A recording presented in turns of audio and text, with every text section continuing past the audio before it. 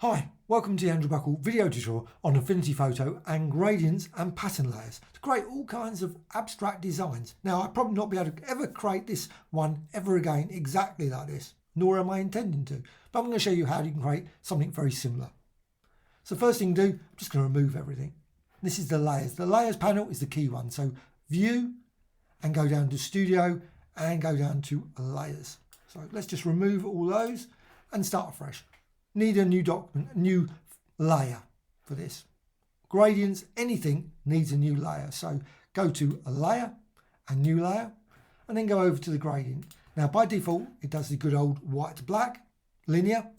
Really dislike that. It would be nice if you could change it. Just always default to the one that I would like to default, which is one with a colour. But what you can do, of course, you've got swatches. You can always go and select maybe a swatch there. Very quick and easy way, or maybe one of these ones.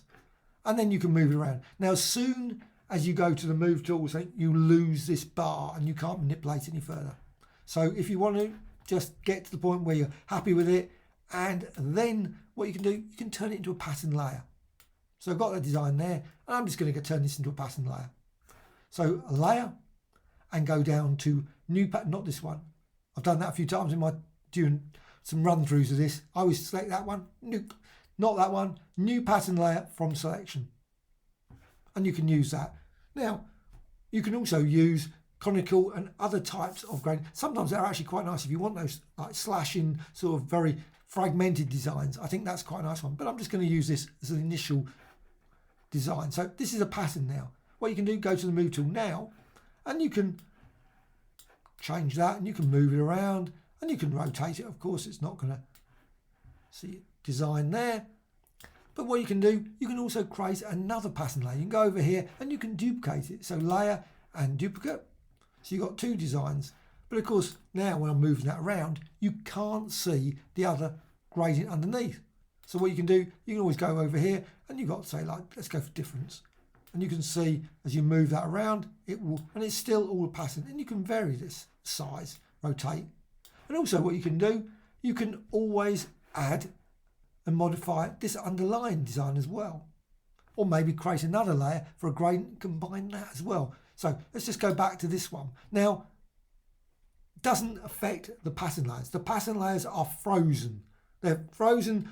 Once you create a pattern layer, that's that. That's what you've got in your pattern. So this design, if I go and create another change here, and I'm just going to quickly go to the gradient tool again, and again it goes back to the good old default, and I'm just going to remove these ones, but I'm going to use them later, so I will bring them back in.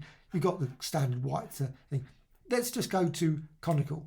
So you get this lovely sort of break design, and you can vary this. Of course, you can click on there again, and you can change colours. Maybe go for blue this time, and you can create all.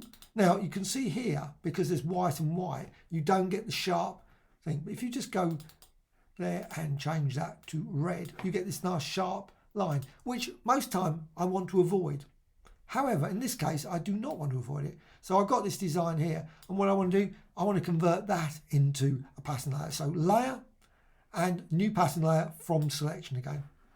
And again, just select that. And you can see the design there. Well, what you can do, you can go up to mirror, and you can see then you've got this lovely cuts in the design, which is what I wanted.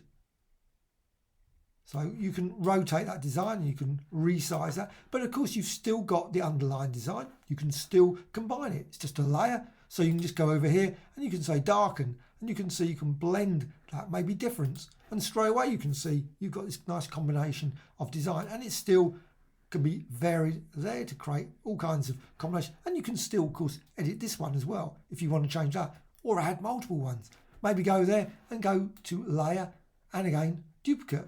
So you can duplicate that design, and again it's a pattern, so you can resize that, and again you've got difference there. You can go for maybe different colours. Just run through them, just try them out.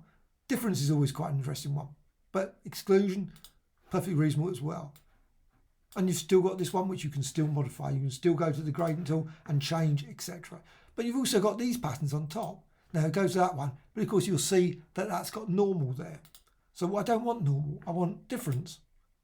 So that's what difference, and that one's difference. But of course they're not visible, so it doesn't make it. But as soon as you turn them on again, you've got the design, and you can see through to those other patterns you created earlier. So you've got this nice radial design with these conical designs, slashing designs, and you could actually create all kinds of fragmented designs by using conical all the way through with that sort of sharp divide in the colours. So you've got different, and you can of course try other ones, darken, overlay, etc. But again, you can still modify these designs. So you can always go to the move tool and you can always resize and move it around and see what works, what you think, you know what, oh, that's nicer than before. And you can of course always go and play various filters as well, though that will, well, let's do it, filter and just go to deform. And of course, as soon as you do that, let's say, I just wanted to show you can do it. So you can distort the design, but of course you've got this, unfortunately goes to the edge. And of course you'll see, as soon as I finish, I'm just going to drag that up, apply, and you've got the design there. So you can move that around. So you can create some really weird and wonderful shapes. And again, you can always hold down the Alt or Option key and duplicate that pattern design. So you can have that on top and use difference as well and resize and rotate. So there's numerous combinations of these. Great. Now what you can also do, once you've done all this, let's got all these designs here.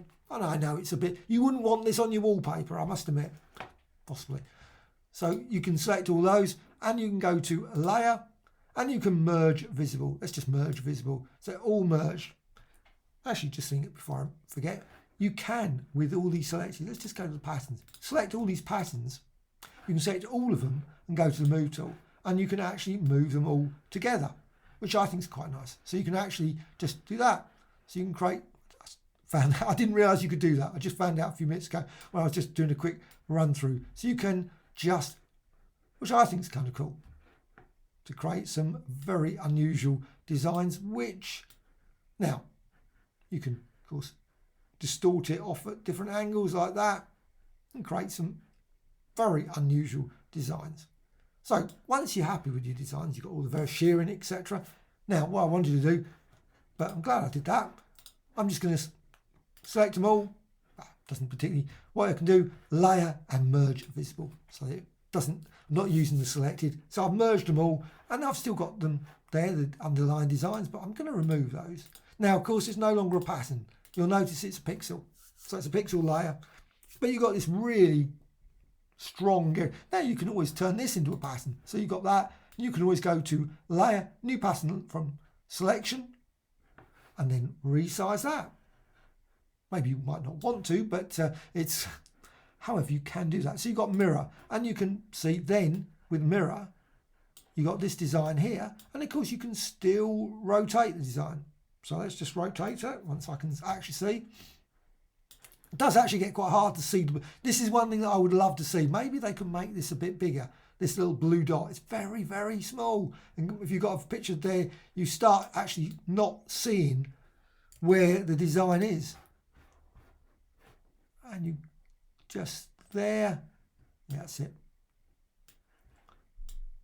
And all kinds of different designs can be created. Now, I'm just going to stop at this point for creating that. So again, what I can do, I can merge visible. So it's all merged down into one design again. Now, what you can also do, of course, once you've got that, you can apply filters. You don't have to, and obviously I've got that one as well. Let's just remove those. I like to remove them, though I like to keep them in the layers. They're always handy. I know they take up space. I'm certain there's some aspect of storage that, but however, you got there. What you can do, filters, and you can go so like distort and deform. One of my favourite filters. I love this one.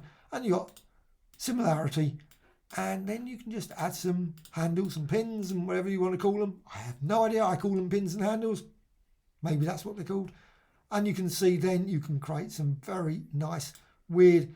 Now it's a pity this is not a live filter, because if this was a live filter, I would have kept the pattern layer to be active, so it would still be an active layer. And you could keep everything underneath would have been infected then. But unfortunately, deform is not included in that list. You've got displace, liquefy. Liquefy is good. They're all good. But you can see you can create all kinds of weird and wonderful distortions using the deform. Which, of course, once you've done that, and let's just click apply, you can always, with this, it's all based on a gradient. Very simple couple of gradients which are all duplicated and combined in weird and wonderful ways. And you've got this design. What you can do, again, you can always go to layer and you've got new pattern layer from selection. And again, you can resize that. And you can see the design there. And again, you can go up to this one. It's the best one, I think, because you've got these breaks, which I don't like, but you've got mirror. And you can see, you can lock that and you can rotate that and create all kinds of weird and wonderful shapes. Shear it. I can actually see the create distortions that way and so on and so on. Literally an infinite range of selections to create all weird and wonderful colourful designs using just a very basic gradient along with a pattern layer. Well, I hope you found this tutorial of interest. Always adding new tutorials about Photoshop, Illustrator, loads of other applications, Affinity Photo, Affinity Designer, Affinity Publisher, etc. Also, if you've got any comments, always appreciated. Just anything that I've done wrong, anything I've done maybe a bit too quick. Sometimes I get ahead of myself, I must admit, and suddenly I'm thinking, oh, I'll do this. And sometimes while I was doing this, I actually realised a few things that I did not realise it could do. So it's always a great discovery when you're doing these things. You think, that is handy. Also, dislike or like, always appreciated, whichever way, always great. Also, please check out the Graphic Extras website, always wonderful as well. Thank you much.